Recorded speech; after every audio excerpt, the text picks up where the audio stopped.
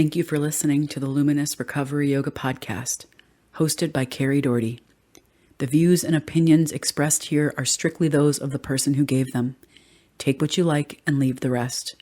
These views and opinions do not represent any specific 12-step program, only my experience, strength, and hope in recovering from the dis-ease of addiction and codependency. If you'd like to learn more, please visit my website at www.luminousrecoveryyoga.com. Hey, this is Kari. Thank you for joining the Luminous Recovery Yoga podcast. I am so happy that you're taking the time to just sit and listen and to soak in what you can soak in from this episode today. As always, take what you like and leave the rest. Every episode includes a little bit of yoga, so after my share and the topic, we'll take it to the mat, and we just use that as an opportunity to explore the topic in a new way and to embody, what we've learned and maybe what came up during the sharing. Before I get started, I just want to make a quick plug for Yoga of 12-Step Recovery. If you are enjoying this podcast, then consider joining me for the Yoga of 12-Step Recovery meeting/class that I hold every Thursday evening, 6:00 p.m. Pacific Standard Time, and it's free to attend. And basically every meeting includes a topic, some sharing. If you're comfortable to share, you're welcome to. And then just like this, we take it to the mat and we use that topic to embody our yoga practice for that evening. So just very similar to how this podcast flows, every podcast episode includes a little bit of yoga. And with that being said, I'll jump right into my topic. So today, this week, I want to bring you the topic and word of should. Should. S-H-O-U-L-D. Should. And as I like to say, quit shoulding on my head.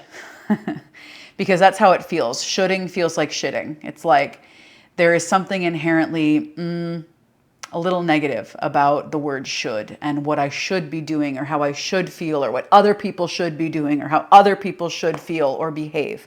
So I want to start with definitions because definitions are just a good way to anchor in. So just reading the definition of should.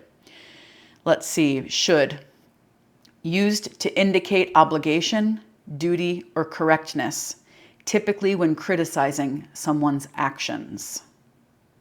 Ooh. So there is an inherent criticism in the word should, right? Like it's almost built into the definition that should indicates obligation, correctness, or duty based on a criticism of someone's actions. And generally, and what I could say is that someone is very often me. But very often I'm also directing that should to someone else, whether it's drivers in the car next to me or how I believe other people should behave in this world. Should comes up a lot for me. And I actually brought a couple of things to share, a couple of readings to share on this topic as well. So I've been thinking about should because I'm building a new business. I've got a lot going on in my life. And I feel like sometimes I should be farther along than I am, or I should be more successful at this time than I am, or I should have children and a husband, right? Like I should all over my head very often. And when I'm shoulding, I feel like it's this voice inside that's telling me that I'm not okay, or that something ought to be different. And if you listened to my podcast episode last week, the topic was how wishing things were different causes suffering. And I feel like should is like there's an inherent wanting things to be different when someone should behave differently or I should behave differently. What I'm actually saying is that I am not respecting my self-acceptance. And I've been finding that as a common theme a lot lately in my life, that a lot of things come back to self-acceptance. And so when I am inserting the word should in my vocabulary, it's often because I am not accepting myself or others as it is, as it arises. So I feel like should almost inherently does not have self-acceptance in there because I'm not accepting myself and others as it is. And so I've been thinking about this a lot lately, just how should comes up for me quite a bit.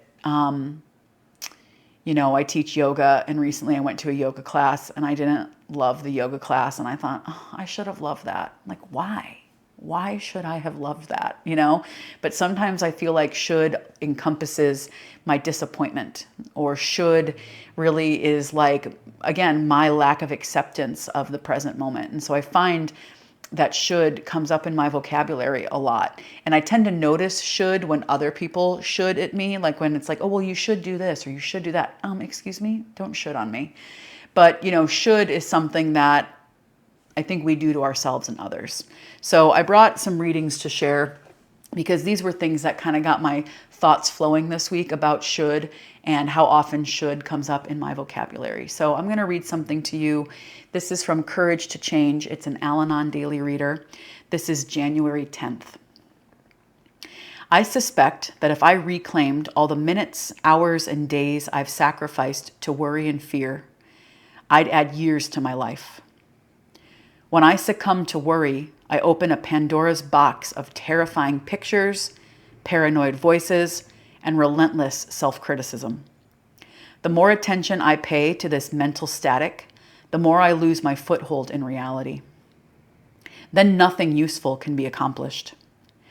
To break the cycle of worry and fear, I'm learning to focus all my attention on this very moment. I can turn away from destructive thoughts and concentrate instead on the sights and sounds around me.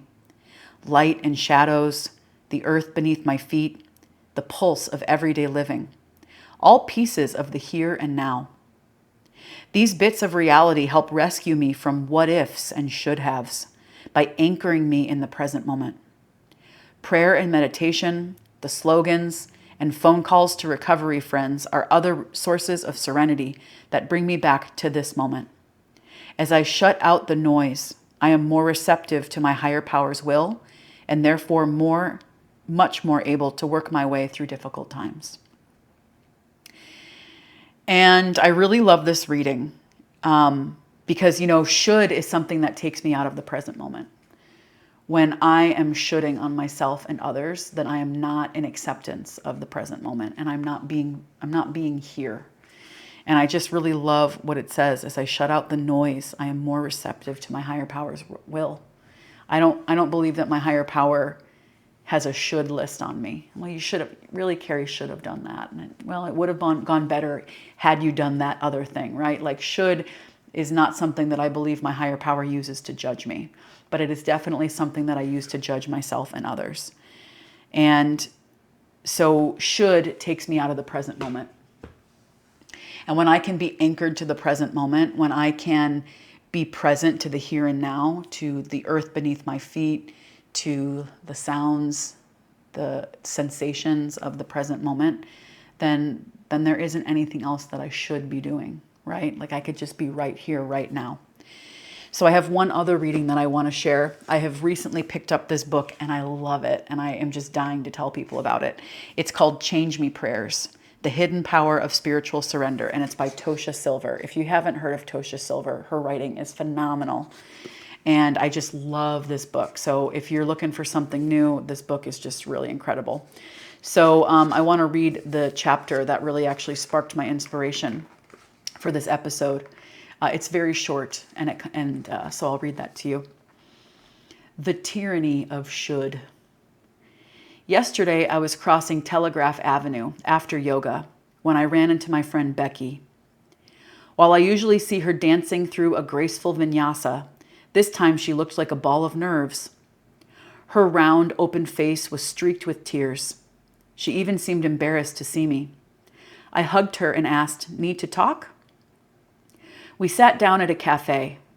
Turned out she was in the middle of a romantic drama, attracted to her work supervisor and fretting like mad. She admitted she was driving herself bonkers.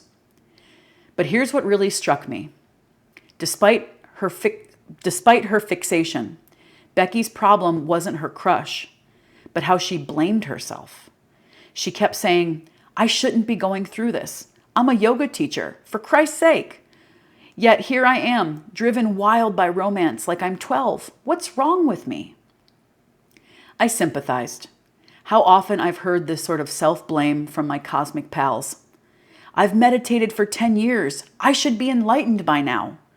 I've taken 5 intensives. I should never lose my cool. I'm open to the divine, so I should never ever be lonely. But why? Where do these ideas come from? They're painful self-torture from a destructive culture of competition. Just new ways for the ego to spank itself. There are spiritualized versions of other shoulds, like needing to be the smallest dress size or getting the biggest paycheck. Yet all growth and healing comes from one thing: love. Luckily, there's an easy way out. Send love to the part that's hurting. After all, that's what it's crying for. So what if the attraction to your boss is your route to God right now? I asked. Why blame yourself? Is this any less spiritual than standing on your head? Once it's okay to feel whatever you feel, you can relax. Can you send yourself acceptance and let it be okay that you feel the attraction? I mean, really, you don't have to do anything more about it right now than that. And then que sera, sera. And then there's a little prayer, and I'm going to share that prayer. Change me, divine beloved, into one who can love myself in every condition. Free me from self-torture. Fill me to my core with self-acceptance and worthiness. Let me allow and honor all my feelings, however they arise. Wherever I am, guide my way. I am yours, you are mine, we are one, all is well. I just really love that, and I really love that story, and so I wanted to share it because I should on myself all the time. I went through a breakup this year that caused me a lot of pain. And as I was, and am going through that grieving process, there were so many times where I thought, I should be over this by now. How often do you do that to yourself where you believe you should be a different way? I should be there. I should be there. I should be over this. And I find that should really takes me out of the present moment. That when I am shoulding on myself and others, I am not in self-acceptance and I am not in acceptance of the present moment. And I find that a lot of my recovery really comes back to self-acceptance. It's really something that has been very present to me lately is acceptance. And so I wanted to bring this to you today as just an opportunity to see where you're at with things. Where are you shoulding on yourself? And where do you find that maybe you are not accepting life as it is because you should be somewhere else or should be doing something else? And so I find that as I move through this recovery process, I become a little bit more aware of my vocabulary and what words I'm using to communicate to myself and others how it is. I don't need to be shoulding on anyone, and least of all myself. So that's what I bring for you today is should, and maybe notice where that word pops up in your vocabulary when you're talking to yourself or others. That's something that I've been much more aware of lately is using the word should and not creating that sense of obligation for myself or others. Because there is, like I read in that definition of should, there is almost an inherent criticism in the word. It's a way that I think we self-police one another and ourselves. So I hope that you got something out of this today. Should, and as always, like I said, take what you like and leave the rest. So what I'd like is to move to the mat and to move the body in just a way that feels good and easy and enjoyable, and give up what it should look like or what it should be like. I think that that's something that gets in the way of people who want to start a yoga practice, is that they believe it should look some type of way. Right now I have a new student that I've been working with, and oftentimes the question is like, well, does this look right? And, if you're new to yoga, what I want to say is give up what it should look like and be in the experience of it. And that will come with time. What the pose looks like, how it shows up, that comes with time. And so if you're new to yoga, take the shoulds off the table. What it should look like, how it should feel. It feels the way it feels and it looks the way it looks. And that's it. And everything else is just details. So As we move it to the mat today, take out the shoulds and just be with yourself exactly as you are. And there's no need for self-criticism. There's no need for self-policing. Just allow your body to move and breathe in a way that feels good to you. So with that being said, let's take it to the mat. Okay, sweet friend, it's time for our practice. And remember to breathe. The most important thing you can do during this practice is nourish your body with breath. So let's begin in Supine Butterfly. Come to lie down on your back. Bring the soles of your feet to touch. Let your knees fall open. And place your hands on your belly. If it's comfortable to you, you can close your eyes.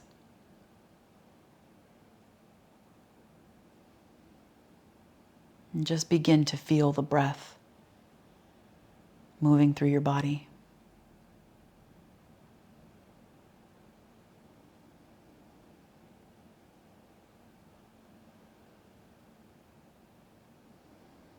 Fill your whole self up with breath.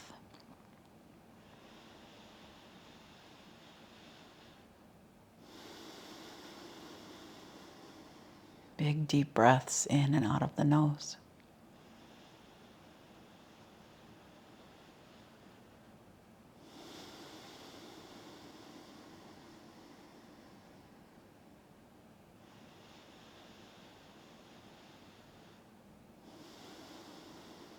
Begin to develop a rapport with your breath, a relationship.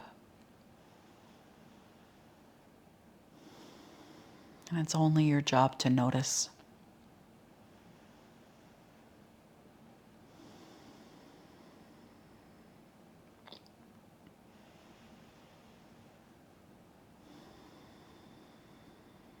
Lengthen your legs forward.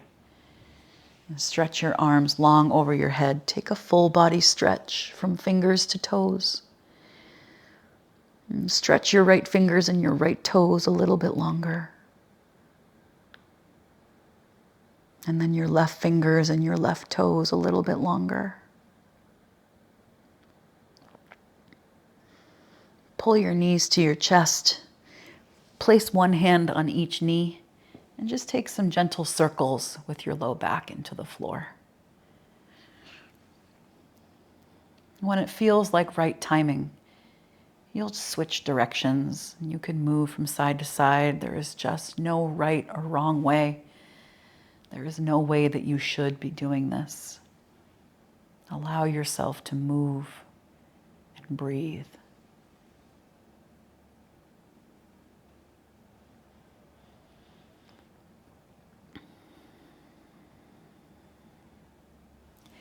Open your arms into a T. Drop your knees over to the right and turn your gaze to the left. Just notice how this twist feels in your body, exactly as it is. Again, not how it should be, not how it ought to look, but just as it is.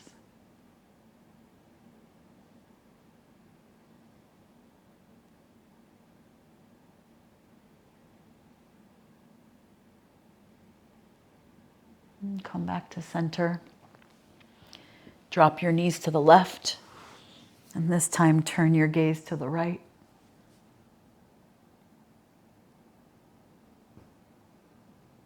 Notice how it feels on this side.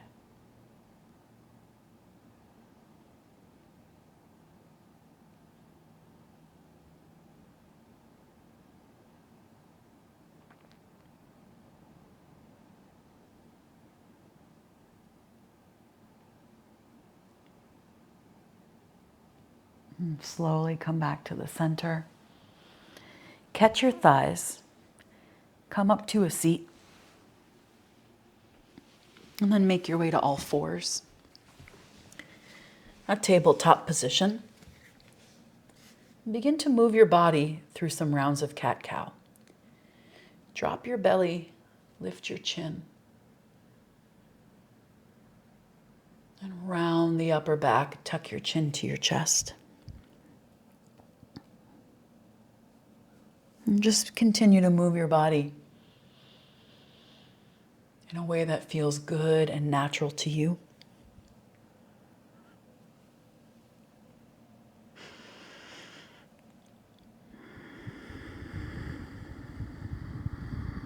And there's no right or wrong way to do this. Use these rounds of cat-cow as an inventory of yourself, just to notice, just to be present to your body.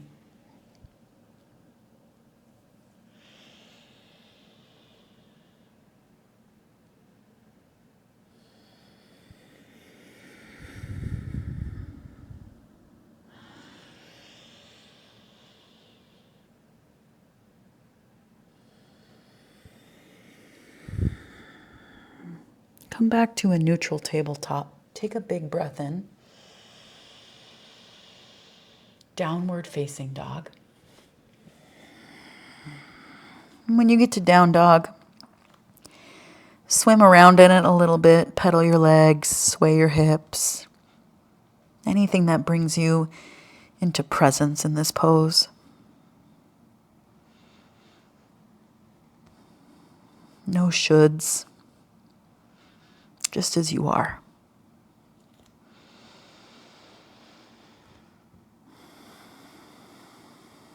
Set your eyes and breathe.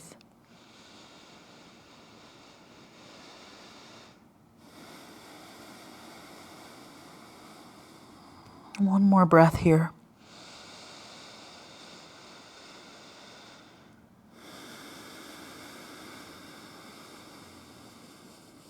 Stretch your right leg behind you. Straighten your leg. Step your foot forward. Put your left knee on the floor. Low lunge. Slowly rise up.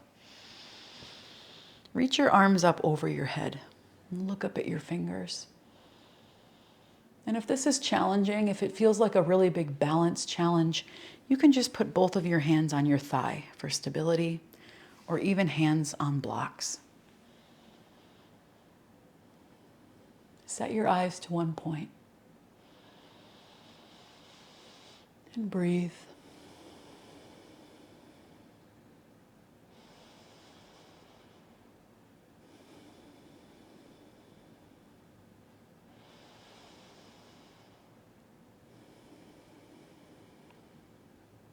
Bring your arms down. If you have a block handy, grab it, or just put your hand on the floor. Left hand to the floor. Look over your right shoulder for a gentle twist. And if it feels good, you can stretch your right arm to the sky.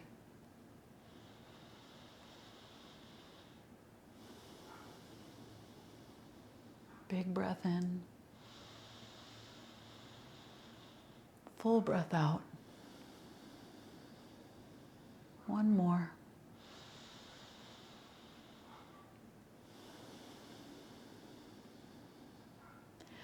Make your way back to all fours.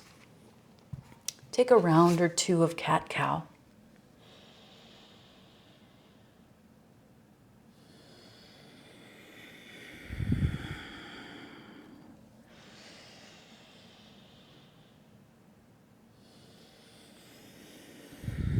Come up to stand on your knees. Put your hands on your hips. Take a big breath in to lift your chest up. Come into camel pose. Slide your hips forward. Lift your chest to the ceiling and look up.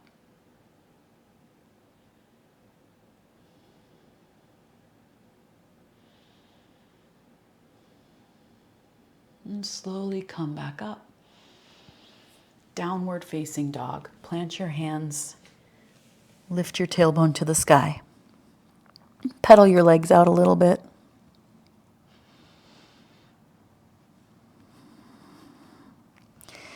Stretch your left leg behind you.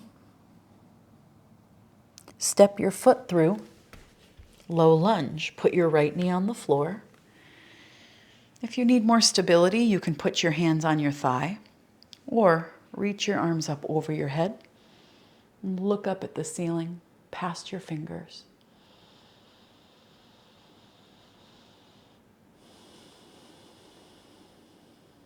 Breathe in and out.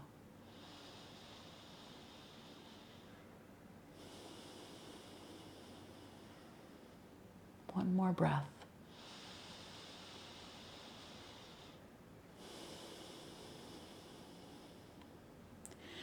Put your right hand on the floor or a block and look over your left shoulder. And if it feels good, stretch your left fingertips to the ceiling. Just a gentle twist.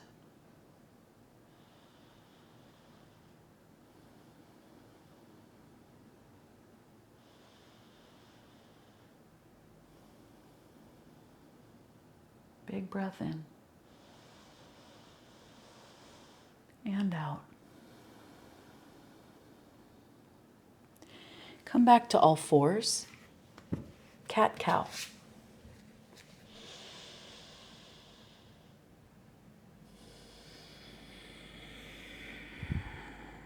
Stand up on your knees. Put your hands on your hips. Take a big breath in.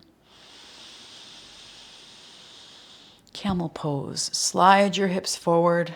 Lift your chest up. Look up.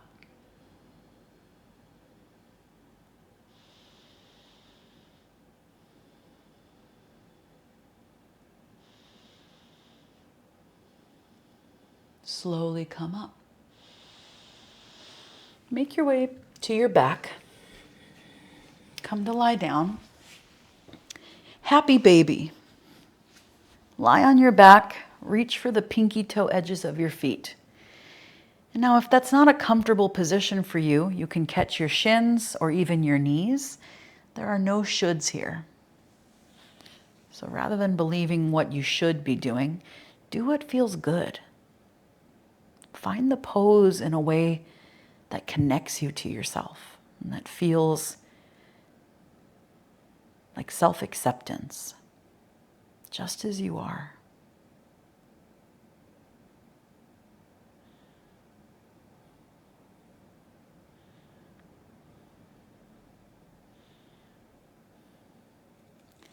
Put your feet on the floor. Cross your right ankle over your left knee. And you can stay right here. If this feels good to you, stay right here.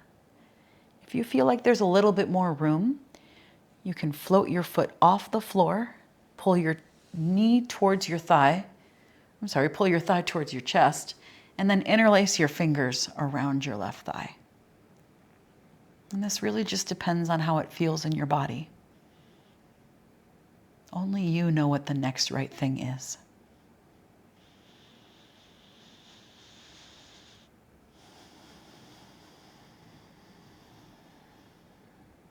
Big breath in and out.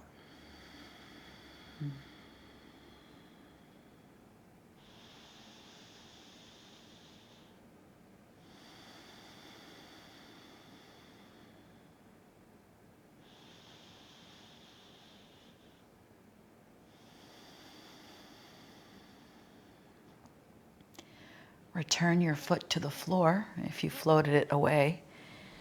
Place your right foot on the floor.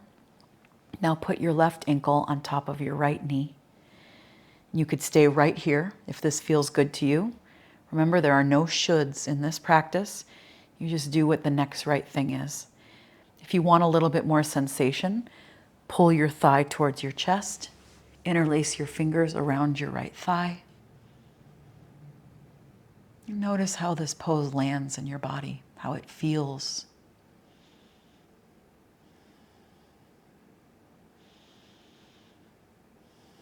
Notice the physical sensations, all of the parts that connect you to the here and now.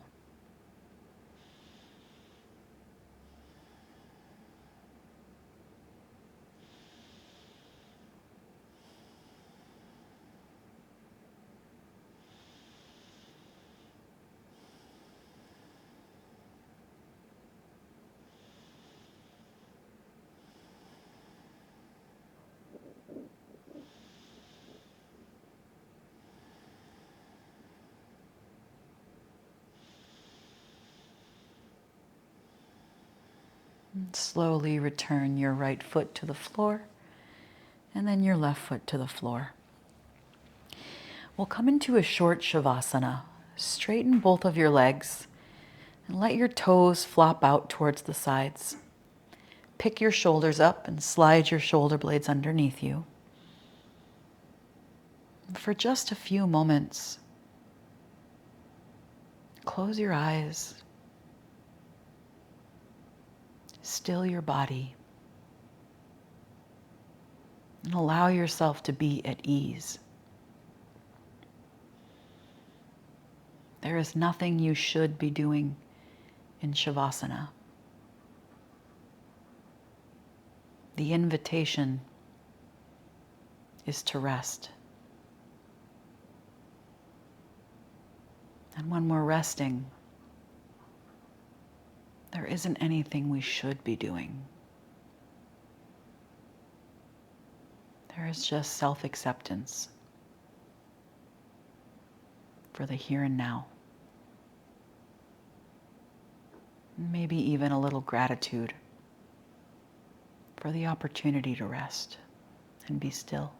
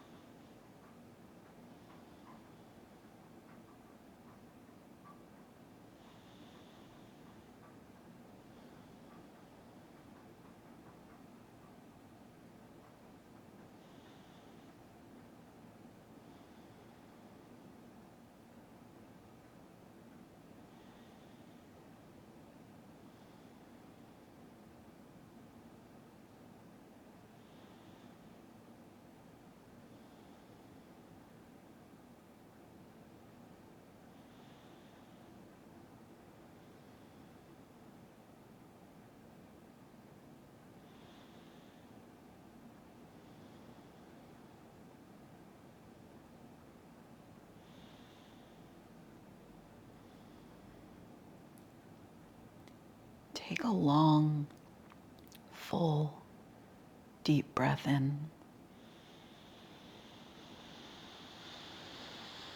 And empty it.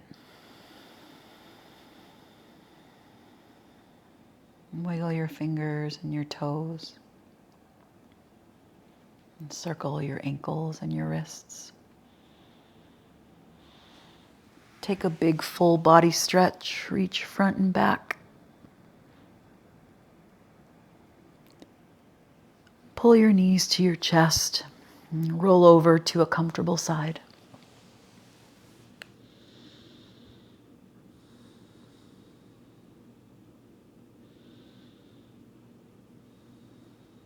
And then make your way up to a seat.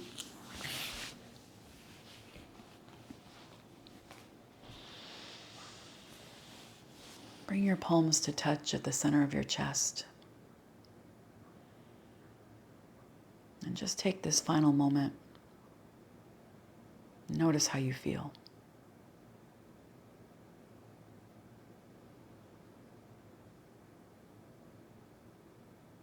And pull your thumbs to the center of your forehead. And gently bow your head towards your heart. In honor of you and me, in this practice that we share, I bow to you, dear friend, and say namaste. Thank you so much for taking the time to join me today. If you enjoyed this practice, please consider joining a Y12SR meeting or coming to one of my vinyasa and meditation classes. I'll put a link in the description or the show notes that will bring you right to the Yoga of 12-Step Recovery page so that you can sign up for a class. And I hope to see you on the mat. Take care, my friend, and I'll see you next week.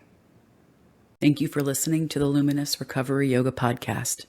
If you'd like to support the show, please consider joining my Patreon or leaving a comment and review if you're listening on Apple Podcasts or YouTube.